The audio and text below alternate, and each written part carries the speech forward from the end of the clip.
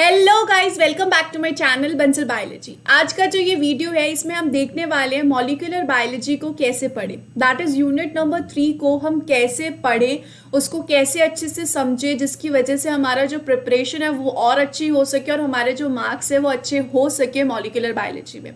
जैसा कि मैं हमेशा से कहती हूँ, मॉलिक्यूलर बायोलॉजी एक बहुत इंपॉर्टेंट यूनिट है। ये एक ऐसी यूनिट है जिसको हम शुरुआत में, अगर हम CSI या नेट की प्रिपरेशन लेकर चल रहे हैं तो हम शुरू में ही इसको पकड़ सकते हैं पढ़ने के लिए, और इसको हमें पढ़ना भी चाहिए क्योंकि इसमें बहुत सारी चीज़ें ऐसी है जो हमें बाकी यूनिट्स को समझने में बहुत हेल्प करेगी। तो आज हम देखने वाले मॉलिक्यूलर बायोलॉजी में ऐसा ही एक वीडियो में अपलोड कर चुकी हूँ सेल बायोलॉजी से रिलेटेड भी, जो आपको यहाँ पर आई बटन पे दिख जाएगा। दिस साइड आपको यहाँ पे आई बटन पे दिख जाएगा। जरूर उस वीडियो को भी देखिएगा, बहुत हेल्पफुल रहेगा। So let's get started with the today's lecture about molecular biology. सो सबसे पहले अगर हम देख लें कि इसमें से भाई कितने मार्क्स का आता है एग्जामिनेशन में, बच्चों को सबसे पहले ये होता है या फिर स्टूडेंट्स को सबसे पहले ये होता है किसी भी एग्जामिनेशन की, अगर कोई स्टूडेंट प्रिपरेशन कर रहा है कि भाई यार उस यूनिट की हम प्रिपरेशन कर रहे हैं तो उस यूनिट में से कितने मार्क्स का आता है।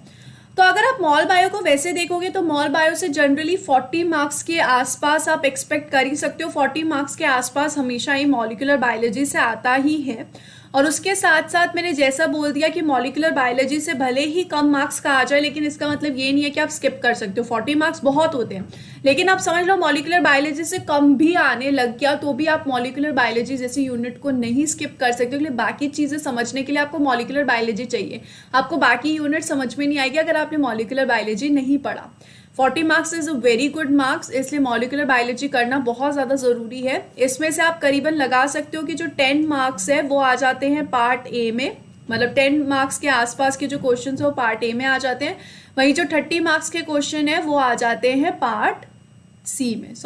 10 मार्क्स के जो क्वेश्चन है वो आ जाते हैं पार्ट बी में, और 30 मार्क्स के क्वेश्चन जो है वो आ जाते हैं पार्ट सी में। पार्ट ए तो जनरल एप्टीट्यूड होता है। तो इस तरीके से मार्क्स का डिस्ट्रीब्यूशन होता है मॉलिक्यूलर बायोलॉजी के लिए। अगर हम मॉलिक्यूलर बायोलॉजी की अब शुरुआत देखें तो मॉलिक्यूलर बायोलॉजी देखो हमें पता है शुरुआत होता है रेप्लिकेशन से, एंड होता है ट्रांसलेशन से, बीच में आता है ट्रांसक्रिप्शन। ये 3 जो है मेन प्रोसेसेस होते हैं मॉलिक्यूलर बायोलॉजी में।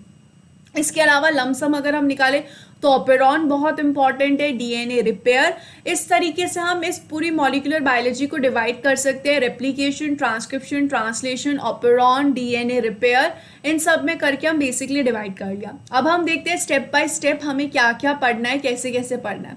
तो सबसे पहले देखो, जब स्टार्ट करोगे आप तो वंस अगेन मैं बोलूँगी एक बार NCERT रीड कर लेना भाई, 12th क्लास की NCERT, उसमें जो चैप्टर नंबर 6 है मॉलिक्यूलर बेसिस ऑफ इनहेरिटेंस, उसको एक बार पढ़ लेना। थोड़ा 3-4 घंटे में निपटा लेना उसको बढ़िया तरीके से, और वो जो है ना बहुत बेसिक आपके लेवल पे क्लियर कर देगा, बेसिक आपका क्लियर कर देगा भाई क्या क्या होता है। बहुत सारे एक्सपेरिमेंट्स है उसमें, DNA रेप्लिकेशन, जेनेटिक कोड वगैरह। जेनेटिक कोड तो खैर उसके ऊपर भी आपको पढ़ने की जरूरत नहीं है क्योंकि वही बेसिक होता है। तो बहुत सारी चीज़ें ऐसी है जो आपकी क्लियर हो जाएगी 12th की NCERT पढ़ के। तो सबसे पहले उठाना मॉलिक्यूलर बायोलॉजी पढ़ने के लिए 12th की NCERT को, उसको पढ़ना, निपटा देना।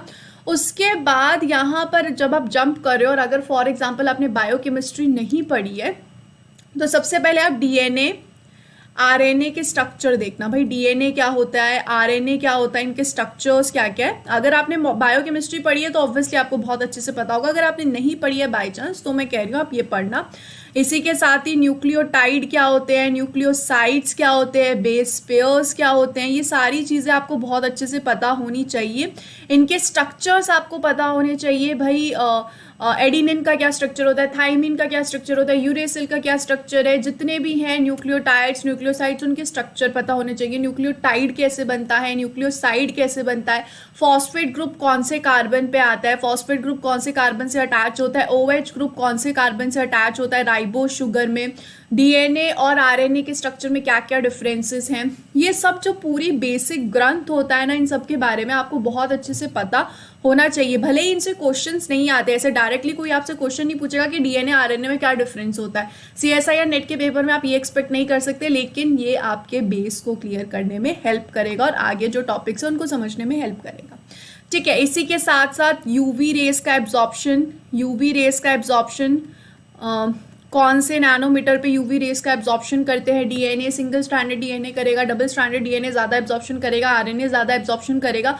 तो ये सारे टॉपिक बायोकेमिस्ट्री और मॉल बायो दोनों में ही कॉमन है, जिसमें आपको पढ़ना है पढ़ लेना, लेकिन मॉल बायो की शुरुआत करो तो इन सब टॉपिक्स को लेकर चलना। उसके बाद जो डीएनए की सिंथेसिस होती है वो कैसे होती है, फॉर एग्जाम्पल हम बोलते हैं डीएनए जो है वो कॉम्प्लीमेंट्री होता है। तो डीएनए कॉम्प्लीमेंट्री होता है तो 5 प्राइम से 3 प्राइम और 3 प्राइम से 5 प्राइम जो उसकी सिंथेसिस है वो किस तरीके से हो रही है, उसका बेस कैसे फॉस्फोडाइएस्टर बॉन्ड बन रहा है, फॉस्फोडाइएस्टर बॉन्ड कैसे बन रहा है, फॉस्फोएस्टर बॉन्ड कैसे बन रहा है, दोनों में डिफरेंस क्या है, what is phosphodiester, what is phosphoester, कौन किस पे अटैक करता है, कैसे बॉन्ड बनता है, कौन किसका रिमूवल हो जाता है, ये सारी जो बेसिक चीज़ें हैं। कौन सा जो आयन है वो यूज़ किया जाता है, Mg2 पॉजिटिव यूज़ किया जाता है, कोई और यूज़ किया जाता है, तो कौन से आयन्स को यूज़ किया जाता है, ये सारी चीज़ें बहुत अच्छे से पता होनी चाहिए। ठीक है, तो इस तरीके से आपको डीएनए का पूरा अच्छे से स्ट्रक्चर पता होना चाहिए अगर आप डीएनए रेप्लिकेशन की शुरुआत करेंगे। ऑब्वियसली मॉल बायो पढ़ रहे हो तो डीएनए रेप्लिकेशन की शुरुआत करोगे, तो पहले ये सब पढ़ लेना फिर डीएनए रेप्लिकेशन को पढ़ना। ठीक है, इसके बाद ही 2 टाइप के एलिमिनेशंस आते हैं जिनको बोलते हैं beta elimination and delta elimination. कुछ नहीं है ज़्यादा इसमें, मतलब 10 मिनट का टॉपिक है ये। सिर्फ इसमें बॉन्ड जो टूटता है वो डिफरेंट टाइप से बॉन्ड टूटता है, तो उसके बेसिस पे होता है ये। ठीक है, इसी के साथ जो मैंने आपको बोला था स्टेप ऑफ पॉलीमराइजेशन कि भाई डीएनए का सिंथेसिस कैसे होता है, पूरा पॉलीमराइजेशन की एक न्यूक्लियोटाइड जो है वो दूसरे न्यूक्लियोटाइड के साथ कैसे अटैच होता है। जब आप ये देखेंगे तब आपको क्लियरली ये भी पता चल जाएगा कि एक एंड को 5 प्राइम एंड क्यों बोलते हैं और एक एंड को 3 प्राइम एंड क्यों बोलते हैं। तो ये सारी चीज़ें आपको बहुत अच्छे से पता होनी चाहिए। इसके बाद अब आप जाओगे डीएनए रेप्लिकेशन नाम के टॉपिक पे। इसके बाद आपको जंप करना है डीएनए रेप्लिकेशन नाम के टॉपिक पे। जब आपने ये सब पूरा बेसिक पढ़ लिया है तो इसमें सबसे पहले जो महान चीज़ है वो है डीएनए पॉलीमरेज। इसके इर्द गिर्द ही सारी कहानी घूमती रहेगी, इसके इर्द गिर्द सारी कहानी घूमने वाली है। तो डीएनए पॉलीमरेज के बारे में आपको A to Z अच्छे से पता होना चाहिए। एज इन ये जो डीएनए पॉलीमरेज होते हैं ये प्रोकैरियोट्स में अलग होते हैं, यूकैरियोट्स में अलग होते हैं। तो सबसे पहले for example obviously I would suggest कि आप प्रोकैरियोटिक रेप्लिकेशन सबसे पहले अच्छे से पढ़ना। तो पहले सिर्फ और सिर्फ प्रोकैरियोटिक रेप्लिकेशन में जो डीएनए पॉलीमरेज यूज होते हैं ना, सिर्फ उनको पढ़ना, फिर यूकैरियोटिक लेना। दोनों साथ में पढ़ोगे ना खिचड़ी हो जाएगी, कोई मतलब नहीं है। तो सबसे पहले कंप्लीट की डीएनए पॉल जो है प्रोकैरियोटिक में कैसा होता है, कितने टाइप के होते हैं, टाइप्स होते हैं 1 2 3 इस तरीके से टाइप्स होते हैं डीएनए पॉल के प्रोकैरियोट्स में।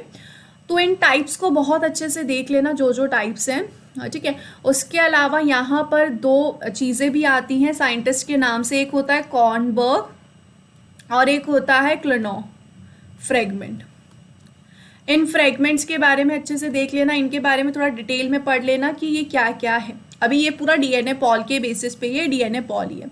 इसके बाद फिर ये जो डीएनए पॉल है प्रोकैरियोटिक की अगर हम बात करें, फिलहाल हम प्रोकैरियोटिक की बात करें, तो उसकी प्रोसेसिविटी कितनी होती है, एक टाइम में वो कितने न्यूक्लियोटाइड्स को ऐड कर सकते हैं। अगले डीएनए पॉल का तो काम ही है ना न्यूक्लियोटाइड्स को ऐड करवाना। फिर इसी में ही बीटा क्लैम्प वगैरह आ जाता है, किस तरीके से प्रोसेसिविटी को बढ़ाया जाता है, कौन सा डीएनए पॉल यूज़ किया जाता है नॉर्मल रेप्लिकेशन करने के लिए। प्रोकैरियोट्स में पॉल 3 किया जाता है, 1 किया जाता है, 2 किया जाता है, 4 किया जाता है, 5 किया जाता है, कौन सा यूज़ किया जाता है, इस तरीके से सब चीज़ें। तो प्रोसेसिविटी क्या होती है कि हाउ मैनी न्यूक्लियोटाइड्स ऐड किए जाते हैं। ठीक है, कितने न्यूक्लियोटाइड्स एक बारी में डिटैच होने से पहले डीएनए पॉल कितने न्यूक्लियोटाइड्स को ऐड कर सकता है। इसी के साथ साथ ही भले ही डीएनए रेप्लिकेशन पढ़ने से पहले या इसके साथ साथ ही आप कुछ एक्सपेरिमेंट्स भी देख लेना जो कि 12th की एनसीईआरटी में ही दिए हुए हैं।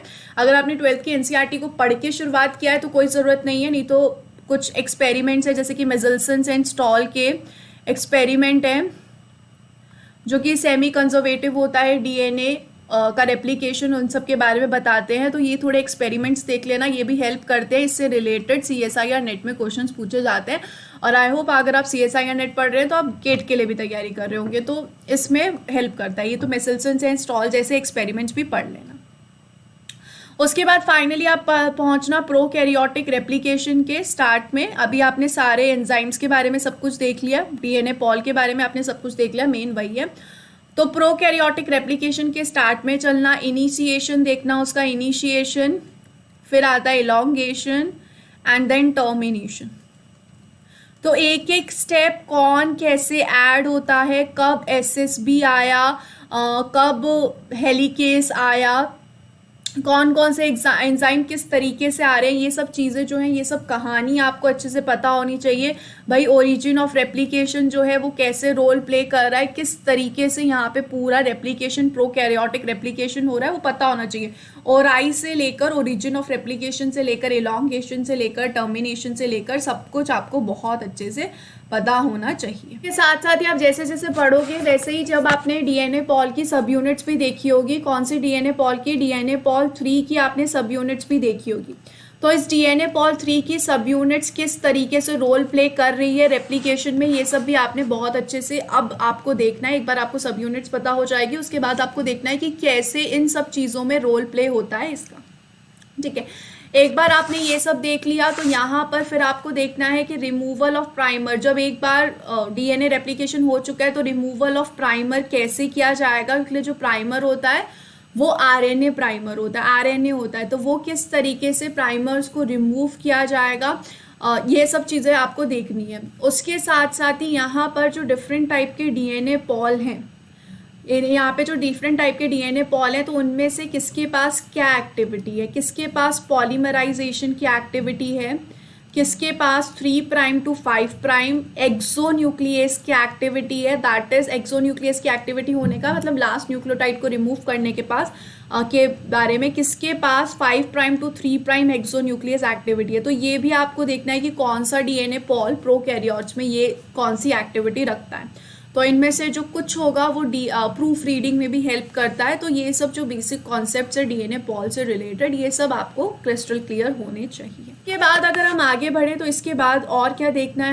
हमें यहाँ पे टर्मिनेशन सीक्वेंस देखना है। जब टर्मिनेशन हो रहा है तो टर्मिनेशन सीक्वेंस क्या है, ठीक है, किस तरीके से टर्मिनेशन किया जाएगा, उसके लिए क्या सीक्वेंस है, वगैरह वगैरह। After that you have to see the regulation of prokaryotic replication.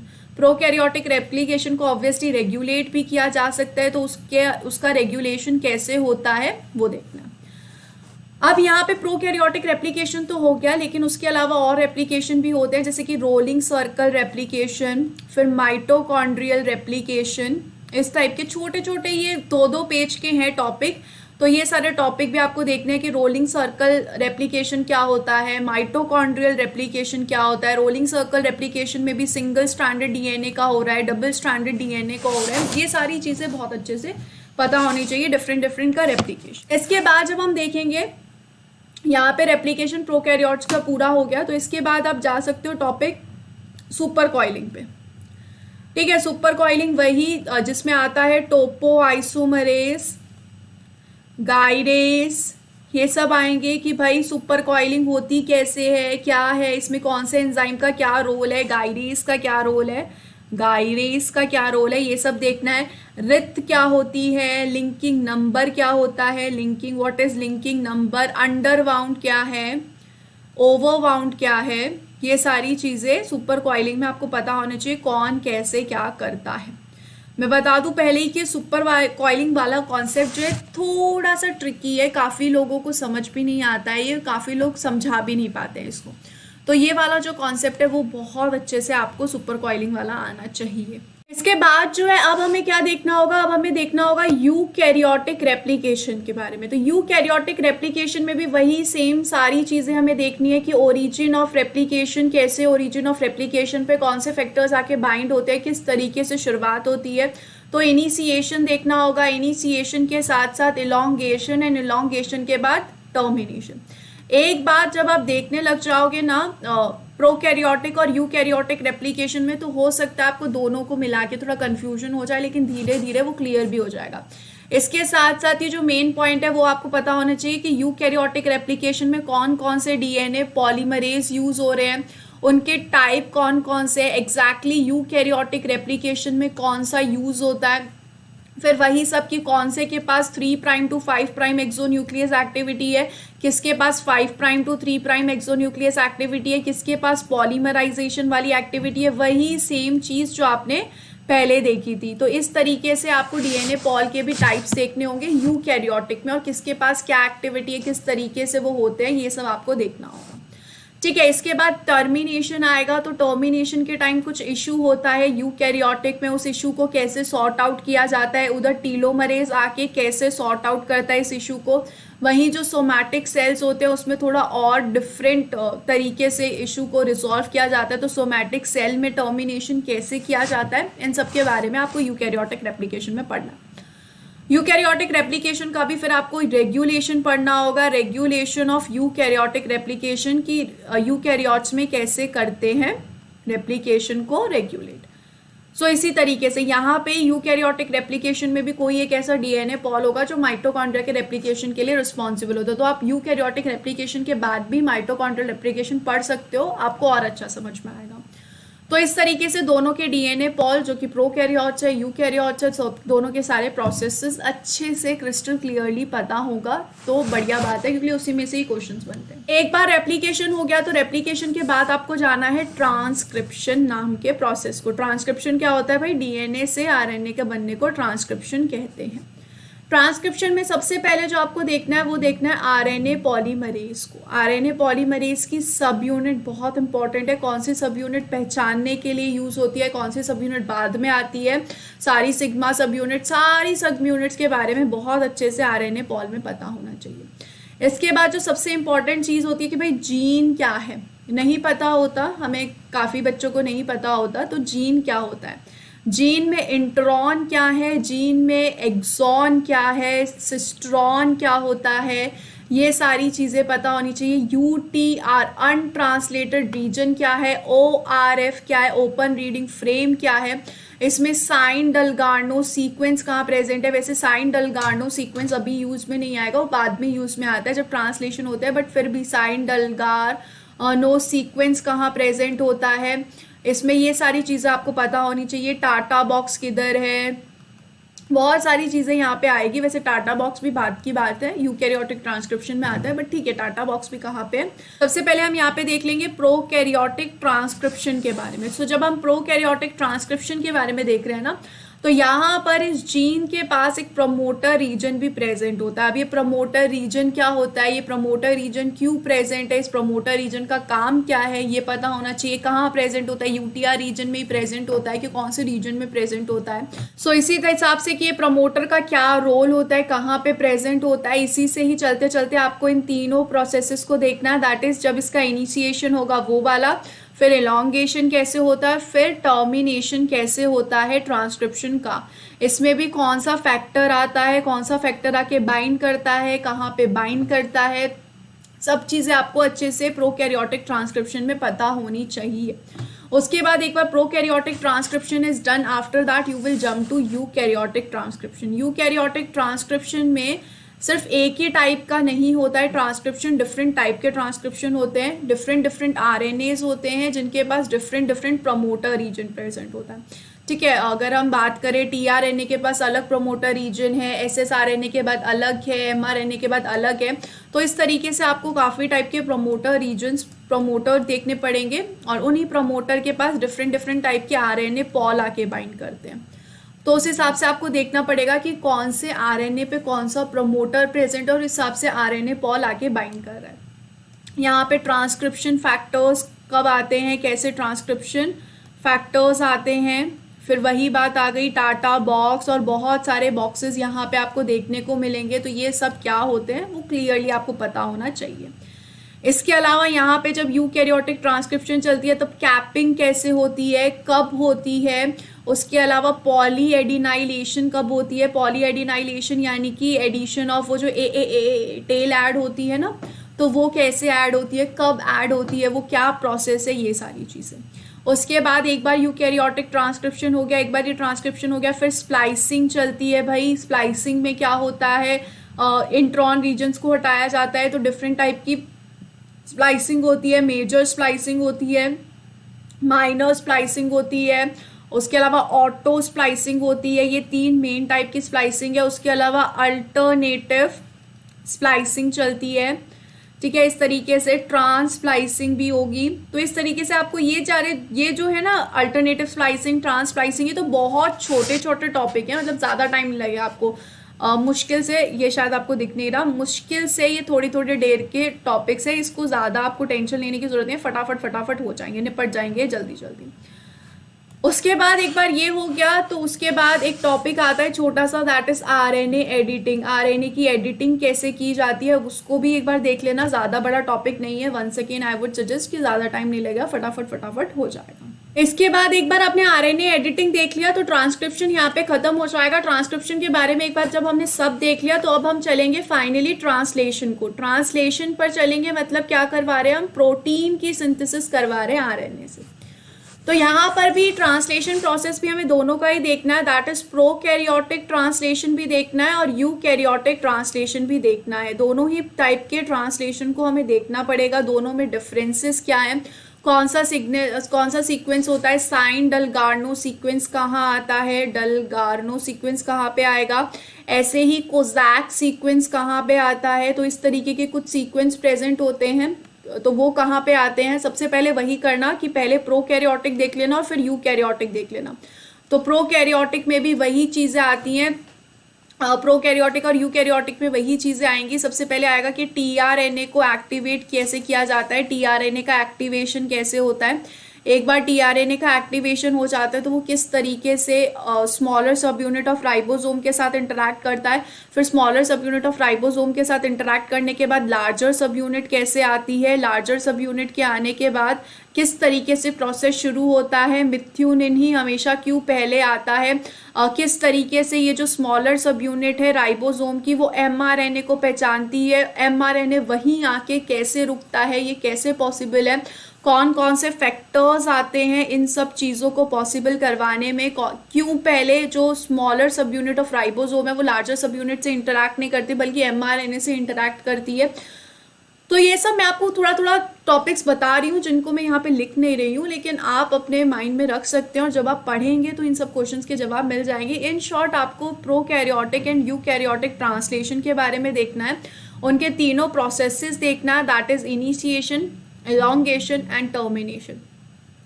यहाँ पे कौन कौन से फैक्टर्स आ रहे हैं, कौन सा फैक्टर्स पहले आ रहा है, initiation factor, elongation factor, prokaryotic और यूकैरियोटिक दोनों में ही। सबसे पहले टीआरएनए कैसे आ रहा है, टीआरएनए का एक्टिवेशन कैसे हो रहा है, उस पर अमाइनो एसिड, कोई भी टीआरएनए पे अमाइनो एसिड कैसे आके बाइंड कर रहा है, ये सारी चीज़ें बहुत अच्छे से पता होनी चाहिए। ठीक है, ये सब हो जाएगा। उसके अलावा फिर यहाँ पे एक और टॉपिक आता है जिसको बोलते हैं पॉलीराइबोसोम कंडीशन। क्या होती है पॉलीराइबोसोम में, एक ही जब एमआरएनए पे बहुत सारे राइबोसोम्स आ जाते हैं तो वो वाली कंडीशन। ऐसे ही ट्रांसलेशनल कपलिंग क्या होती है कि ट्रांसलेशन जो है वो कब कपल हो जाता है दो जीन्स के बीच में, तो ट्रांसलेशनल कपलिंग क्या होगी इसी हिसाब से। उसके बाद जो टॉपिक आता है वो होगा रेगुलेशन ऑफ ट्रांसलेशन। ट्रांसलेशन का रेगुलेशन कैसे होता है। यहाँ पे एक और टॉपिक होता है जो कि स्प्लाइसिंग में ही आता है, टीआरएनए का स्प्लाइसिंग। टीआरएनए का स्प्लाइसिंग जो है वो थोड़ा सा डिफरेंट होता है, तो यहाँ पे टीआरएनए का स्प्लाइसिंग भी देख लेना। यहाँ पे टॉपिक रह गया तो टीआरएनए स्प्लाइसिंग भी बहुत अच्छे से आप लोग देख लेना।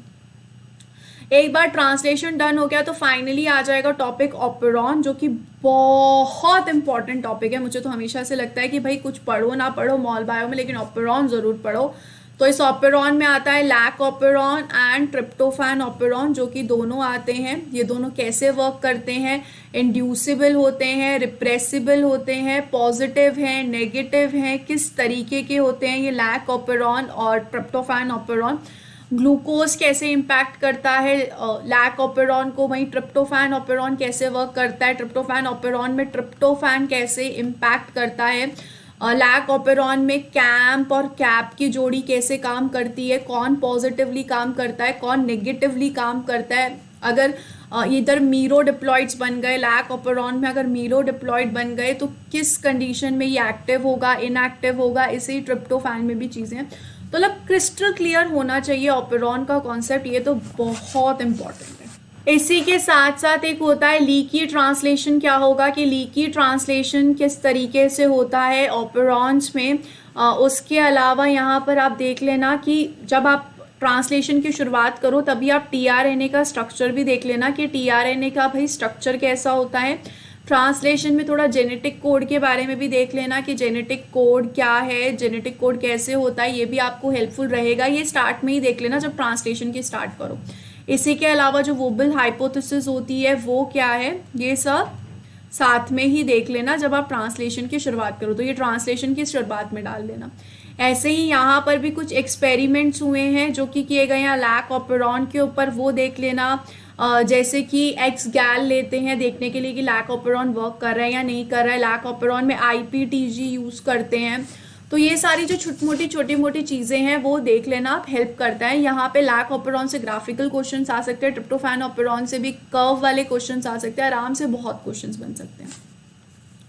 इसके बाद जब हम नेक्स्ट टॉपिक पे जाएंगे तब आता है डीएनए पैकेजिंग। यहाँ पे आता है डीएनए पैकेजिंग। मैं आपको बता दूं कि इसमें मैंने मॉल बायो पूरी कंसीडर की है, प्लस सेल बायोलॉजी का एक छोटा सा पार्ट भी मॉल बायोलॉजी में ही मैंने इंट्रोड्यूस कर दिया है। तो वो इसी में ही आता है जिसमें वो लिखा हुआ है ना ऑपेरॉन वगैरह, जो वो सब यूनिट है। तो वो सब यूनिट भी मैं मॉल बायो में ही पढ़ना पसंद करती हूँ और पढ़ाना पसंद करती हूँ, क्योंकि वो ज़्यादा रिजेंबल करता है इस वाली यूनिट से। तो यहाँ पर डीएनए पैकेजिंग कैसे होती है भाई, क्रोमैटिन कैसा बनता है, क्रोमैटिन कैसा बनेगा, न्यूक्लियोसोम कैसे बनेंगे, सोलेनॉइड क्या होता है, ये सारी चीज़ें आपको बहुत अच्छे से पता होनी चाहिए। वहीं यूक्रोमैटिन क्या होता है, हेट्रोक्रोमैटिन क्या होता है, दोनों में डिफरेंस क्या है, दोनों को पैक करने के लिए कौन से प्रोटीन्स चाहिए, हिस्टोन प्रोटीन क्या होता है, हिस्टोन कैसे काम करता है, क्रोमैटिन रीमॉडलिंग क्या होती है, क्रोमैटिन रीमॉडलिंग कैसे होगी इसके बारे में। फिर यहाँ पे इनका मिथाइलेशन कैसे होता है, एसिटाइलेशन कैसे होगा, मिथाइलेशन और एसिटाइलेशन होगा तो ये किस तरीके से सारे जितने भी प्रोसेसेस है, रेप्लिकेशन, ट्रांसक्रिप्शन, इसको इम्पैक्ट कैसे करेगा, ये इन चीज़ों को रेगुलेट कैसे करता है। एसिटाइलेशन और मिथाइलेशन होने की वजह से कौन पॉजिटिवली करता है, कौन नेगेटिवली करता है, ये सारी चीज़ें आपको इसमें पता होनी चाहिए, ठीक है। After that if we come to then ये वाला डीएनए पैकेजिंग पूरा डिटेल में सब कुछ पढ़ना है, सोलेनॉइड वगैरह। उसके बाद जब हम बात करें तो फाइनली बात आती है रिपेयर की, ठीक है। रिपेयर की बात आ गई, उसके साथ साथ ही आता है डीएनए म्यूटेशन की, म्यूटेशन एंड रिपेयर। तो म्यूटेशंस डिफरेंट टाइप के हो सकते हैं, जैसे कि डिलीशन म्यूटेशन हो सकता है, एडिशन म्यूटेशन हो सकता है, सब्स्टिट्यूशन म्यूटेशन हो सकता है, बेस फ्लिपिंग हो सकती है। ऐसे बहुत टाइप के म्यूटेशंस होते हैं डीएनए में, तो ये सब पता होना चाहिए। इसी के साथ साथ रिपेयर भी बहुत सारे होते हैं जिसमें हम डीएनए को रिपेयर कर सकते हैं। अगर गलती से कोई गलत न्यूक्लियोटाइड ऐड हो गया, इसलिए अगर गलत न्यूक्लियोटाइड आगे बढ़ गया तो वो एक हैवॉक क्रिएट कर सकता है, जो कि हमें क्रिएट करने ही करना है। तो इसलिए जो बहुत सारे एंजाइम्स होते हैं जो कि इस ताक में बैठे होते हैं, कुछ गड़बड़ और हम उसे ठीक करें, तो उसमें आते हैं mismatch repair, direct repair, recombination repair, SOS repair, recombination repair. उसके साथ ही आता है SOS repair, base excision repair, base excision repair के साथ साथ double stranded repair, double stranded repair, ठीक है। इस तरीके से बहुत सारे टॉपिक्स आपको मिल जाएंगे रिपेयर से रिलेटेड, तो ये सब भी अच्छे से पता होने चाहिए, ठीक है। उसके बाद अगर हम देखें, उसके बाद एक कॉन्सेप्ट होता है बहुत छोटा सा, ट्रांसपोजिशन पे, जंपिंग जीन्स भी जिनको बोलते हैं, ट्रांसपोजिशन जंपिंग जीन्स, तो वो कैसे काम करती है, उसमें क्या होता है, ये सारी चीज़ें। छोटा सा टॉपिक है, ज़्यादा बड़ा नहीं है। उसके बाद if we then move, then आता है मोटिव्स। मोटिव्स में बहुत सारे टाइप के मोटिव हैं, आई होप आप लोगों ने सुना भी होगा, helix turn helix, helix turn helix. उसके अलावा ल्यूसेंट जिपर, उसके अलावा helix loop, helix loop, helix. उसके अलावा जिंक फिंगर, ठीक है। तो ये सारे कुछ मोटिव्स होते हैं जो आप लोगों को बहुत अच्छे से पता होने चाहिए कि भाई मोटिव किस में काम कर रहे हैं। अगर एंजाइम्स जाके बाइंड कर रहा है डीएनए से, तो उसके पीछे कोई तो रीज़न होगा किस तरीके से डीएनए बाइंड कर सकता है प्रोटीन से, क्योंकि डीएनए अलग चीज़ है, प्रोटीन्स अलग चीज़ है, दोनों कैसे बाइंडिंग करें। इसके अलावा एक जो बहुत इंपॉर्टेंट टॉपिक और आता है वो आता है antibiotics, antibiotics and drugs.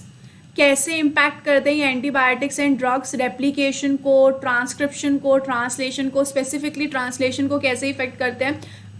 But transcription को कैसे इफेक्ट करते हैं, ट्रांसलेशन को कैसे इफेक्ट करते हैं, जो ड्रग्स हम लेते हैं वो कैसे इम्पैक्ट कर रहे हैं। तो यहाँ पे 10-15 ड्रग्स हैं जो कि इम्पॉर्टेंट है, जो कि पूछ ली जाती है अक्सर पेपर में। तो ये कौन कौन सी ड्रग्स होती हैं और वो क्या इम्पैक्ट करती हैं, स्पेसिफिकली कब इम्पैक्ट करेंगी, ट्रांसलेशन के इनिशिएशन में इम्पैक्ट करती हैं तो कब इम्पैक्ट करेंगी, कौन से फैक्टर को आने नहीं देंगी। तो इस तरीके की सारी चीज़ें आपको बहुत बढ़िया तरीके से पता होना चाहिए। इसके अलावा एक और चीज़ आ जाती है जिसको बोलते हैं सैटेलाइट डीएनए, कि भाई सैटेलाइट डीएनए क्या होता है, मिनी सैटेलाइट क्या है, माइक्रो सैटेलाइट क्या है, इन सब के बारे में थोड़ा सा देख लेना। वीएनटीआर के बारे में देख लेना, variable number of tandem repeats क्या होते हैं। बाकी कुछ यहाँ पे टेक्निक्स पे आती है, वो आप टेक्निक्स वाली यूनिट पे भी करोगे तो कोई दिक्कत नहीं है। तो ये सब चीज़ें जो थी, जितनी भी इंपॉर्टेंट चीज़ें हैं, मैंने मॉल बायो में काफ़ी इंपॉर्टेंट चीज़ें आई नो, तो काफ़ी हद तक मैंने मॉल बायो को कवर कर दिया है। जो चीज़ जहाँ से क्वेश्चंस बनते हैं पेपर में वो सब कवर्ड है। कुछ क्वेश्चंस नहीं भी बनते हैं लेकिन वो इम्पॉर्टेंट है आपको समझने के लिए। तो ये पूरा था मॉल बायो से रिलेटेड। इससे पहले सेल बायोलॉजी से रिलेटेड ऑलरेडी वीडियो अपलोडेड है।